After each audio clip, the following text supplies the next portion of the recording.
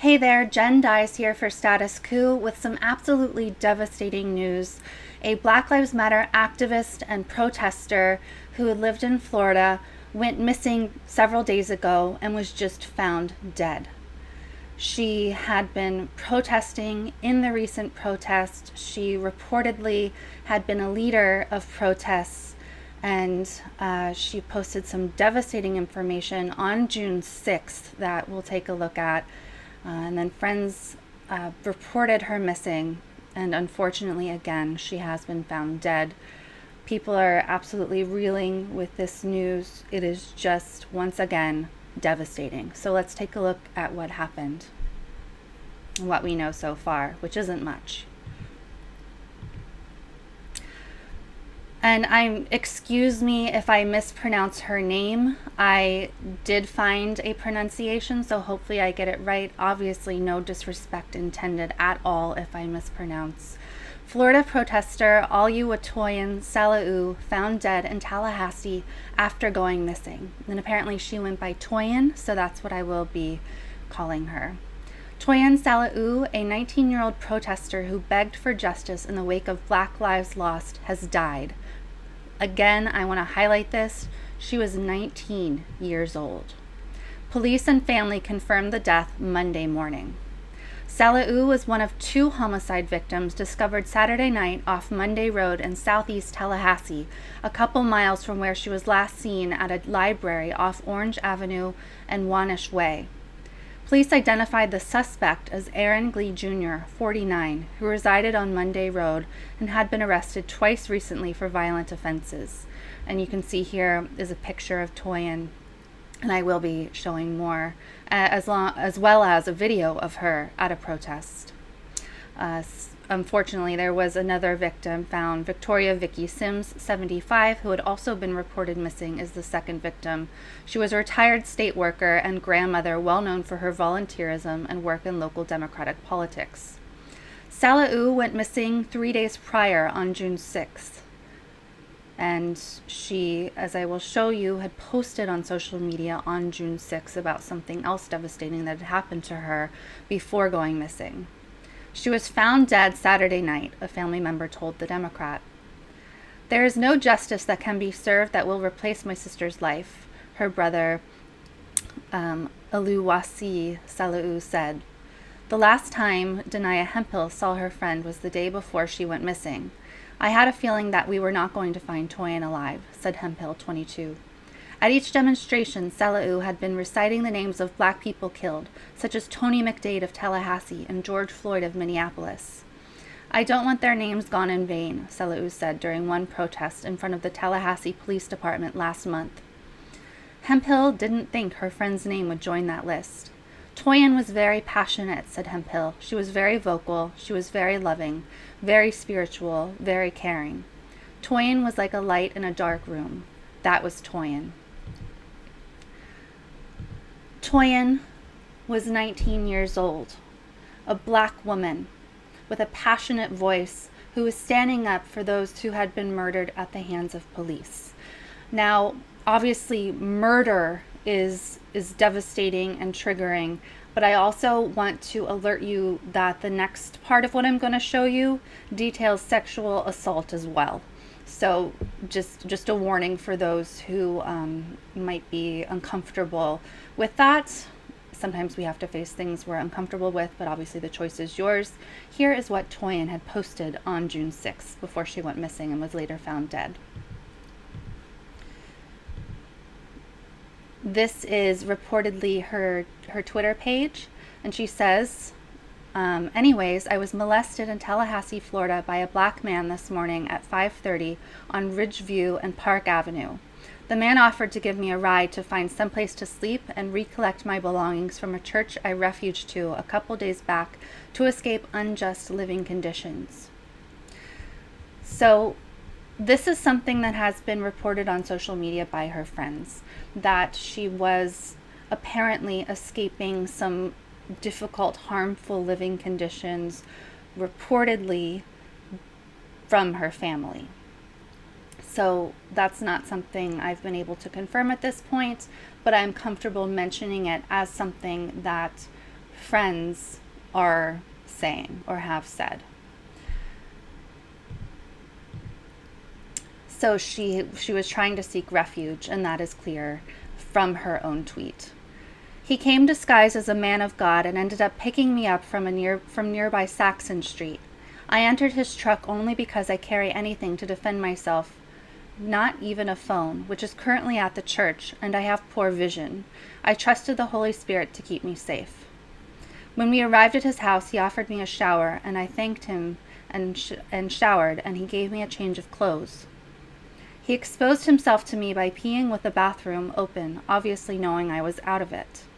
I told him about a sexual assault situation that happened to me in March involving Ivan, a 32-year-old Ghanaian man who currently schools at FAMU and lives at 211 Jakes and Patterson. I am currently 19 years old, who tried to force me to give him oral sex and then continued to harass me through text and knocking at my door for days. Going back to the situation that happened to me this morning, I did not fall asleep. He then asked me if I wanted a massage at this moment. His roommate, who was in the house, was asleep. I was laying on my stomach, trying to calm myself down from severe PTSD. He started touching my back and rubbing my body, using my body until he climaxed, and then went to sleep. Before I realized what happened to me, I looked over and his clothes were completely off.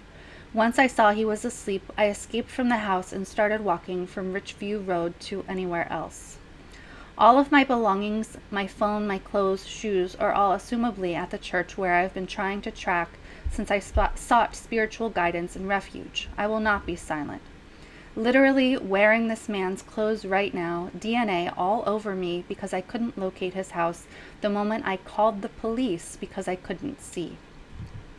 So we don't know much at this point about that police call, but we do know from what she tweeted that she did call the police. So from what people have been able to gather, the last place she was seen was at a local library. So it is assumed that she tweeted this from the library because she didn't have her phone. She, in another tweet, goes on to say that the man, mid-40s, lives in a gray-painted duplex apartment-style house, drives a white, clean Silverado Chevrolet truck. So after that, she apparently went missing, and friends were desperately trying to find her. The police seemingly didn't do what they were supposed to do, as I'll show you from tweets that friends shared.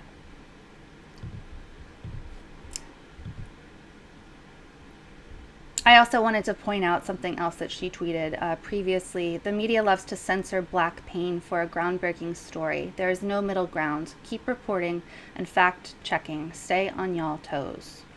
So just some of the things that Toyin tweeted about, talked about. She was a passionate activist who, even though she was going through so much herself, she was fighting for other people who had been murdered, who had been mistreated. She was a fighter, and that's clear from her tweets. So she was missing, and I want to actually show you these a bit later. Let me show you this important information about what the police didn't do. So Tallahassee Police Department neglected Toyin. They posted a dog that was last seen on the 8th before they posted Toyin's missing person report on their Instagram, and she was last seen on the 6th, and the 6th is when she tweeted those tweets. Multiple people said they called Tallahassee Police Department and were hung up on when they brought up Toyin. So this is a screenshot of the Tallahassee Police Department's Instagram. And here they posted, "We need your help finding this cute pup." So they posted about a missing dog, which of course we all care about missing animals. However, as this person points out, do we not also have a missing human being in town right now? Where is your post about that? And then they posted a news article about Toyin being missing. Tallahassee Police Department said missing person flyers can be found on Facebook, Twitter, and talgov.com. And this person said, yes, thank you, I saw those. Just an interesting decision to not include it on all platforms. And the police department replied, we can definitely consider sharing the flyers on this platform. Thank you for bringing this to our attention. So then they did post about Toyin being missing, but had to be prompted to do so. So it seems like Toyin and her disappearance was not made a priority, as is often seen of the treatment of people of color, of Black people.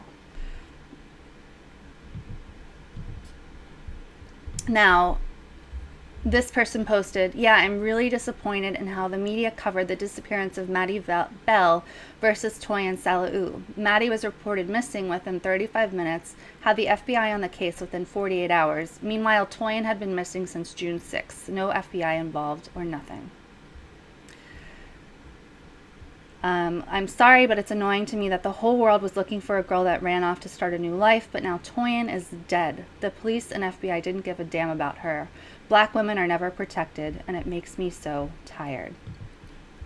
So this story is developing right now. We don't have a lot of details about what Tallahassee Police Department did or didn't do, the efforts that they did or didn't take, but they are seemingly rightly being called out on not having done enough.